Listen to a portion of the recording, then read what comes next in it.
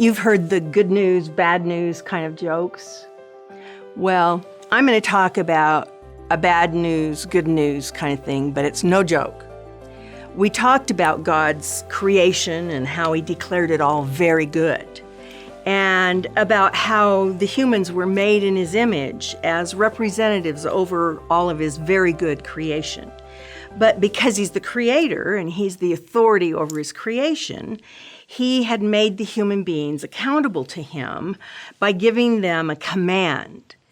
And at some point after that very good creation, the human beings, the woman and then the man, had stepped outside God's boundary. That's called sin, when you go your own way instead of God's way.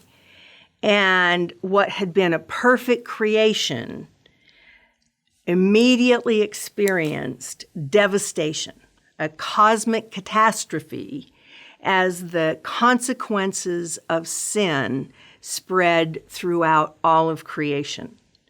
When human beings went their own way instead of God's way, it was very bad news. The penalty of death took place on two different levels. You see, death is separation. And the very first thing that happened was separation from God. Human beings were created to be in intimate personal relationship with God. We were made to have fellowship with him and with each other. And that very first moment that sin came in, we were separated from God. And then, of course, physical death, the separation of our spiritual continuing part of us, would eventually be separated from our physical part, and physical death would ensue. But as soon as sin came into God's very good creation, he made a promise that one day he would take steps to reverse the consequence of sin and death that occurred that day as a result of the human's choice to step outside God's boundary. The day sin came in to God's very good creation, he promised that he would send someone that he referred to as the seed of a woman who would reverse the consequence of sin and death. Now we see that promise in Genesis chapter 3. This is how God worded it.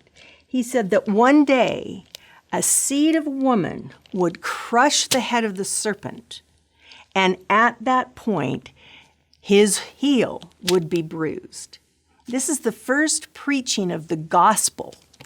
The word gospel, when translated from the Greek, means good news. The bad news was we were separated from God, whom we were created to be in relationship with, and it was our very own choice through sin that separated us from him. But the good news was that God was going to send someone called the seed of a woman who would restore our relationship with God. This was God's plan. This was God's promise. And that's the good news that we find in the message of Jesus Christ. So in the Old Testament, it's filled with the prophecies and the promises that God made through history as he moved through the lives of real people like you and me, whom he used to fulfill this promise as he took people and their lives and used them to create events in history and moments in time where this person, the seed of the woman, Jesus Christ, born of a virgin, the seed of a woman, who would one day pay the penalty for each one of our personal sins through his death on the cross.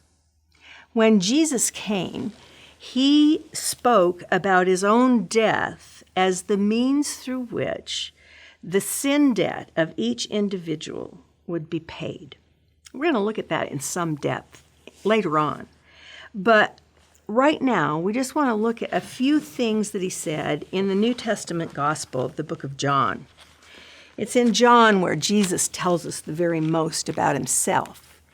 And in the book of John, in chapter 5, as he's speaking to a very large crowd, Jesus tells this crowd that if they believe in him, who he claims to be, that they could pass from death, that separation from God, not just physical death, but spiritual death. If they believe in him, they can pass from death into life, that restored relationship with God, which is eternal life. Later on, he explained how that would happen. He said that he was the good shepherd, and that the good shepherd would lay down his life for the sheep. Now, this was a familiar picture to the people of the New Testament era because shepherds were all around them, and it was the shepherd's job to care for the sheep. And so in this everyday picture of a shepherd caring for the sheep, they could relate to that. But then he went a little bit further and he said, I lay down my life for the sheep only to take it up again. I lay down my life for the sheep and I take it up again. Now, Jesus was talking about his death through crucifixion and the resurrection that would follow. His death would pay the penalty of sin on our behalf, and the resurrection would be the evidence that the penalty was paid. That indeed is good news. God's promise, made so long ago in the garden, would be fulfilled through the death and the resurrection of the Good Shepherd, the person Jesus Christ, whom he would send, born of a virgin, the seed of a woman, who is God's own Son.